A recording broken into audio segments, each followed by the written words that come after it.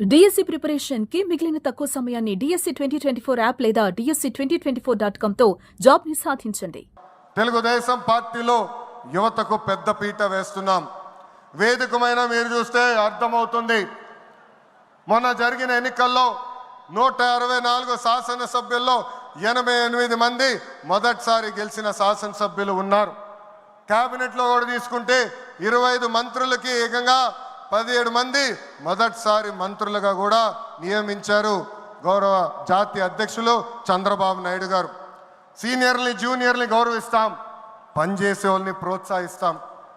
గత ప్రభుత్వంలో ఒక HSBC Franklin Templeton Amar Raja జాకీని తరిమేస్తే మన ప్రభుత్వ అధికారంలోకి వచ్చిన తర్వాత TCS, LG electronics, NTPC, BPCL, Reliance CBG, Arcelor Mittal ఇలా అనేక పరిశ్రమలు ఆంధ్ర రాష్ట్రానికి తీసుకొచ్చాం.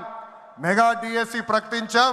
ఈ మెగా డిఎస్సి ద్వారా 16,347 ఉపాధ్యాయుల పోస్టులు వచ్చే నెల జూన్ మాసంలో కూడా మనం భర్తీ చేయబోతున్నాం. ఇంకా యువతకు 20 లక్షల ఉద్యోగాలు కల్పించే లక్ష్యంలో మన ప్రభుత్వం అడుగులేస్తుంది. మన రాష్ట్రంలో బలమైన యువశక్తి ఉంది. వారికి సరైన అవకాశాలు అందిస్తే దూసుకుని పోతారు.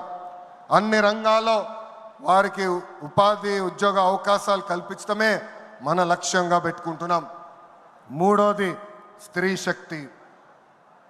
అన్న NTR మహిళలకు ఆస్తుల్లో సమాన హక్కు కల్పించారు. మహిళలకి ఆర్థిక స్వాతంత్రం ఇచ్చింది మన చంద్రన్న. గత ప్రభుత్వంలో శాసనసభ సాక్షిగా తల్లిల్ని అవమానించారు. సొంత తల్లిని చెల్లిని మెడబెట్టుకుని బయటికి గెంటేశారు. అర్థమైందా రాజా? అర్థమైందా రాజా?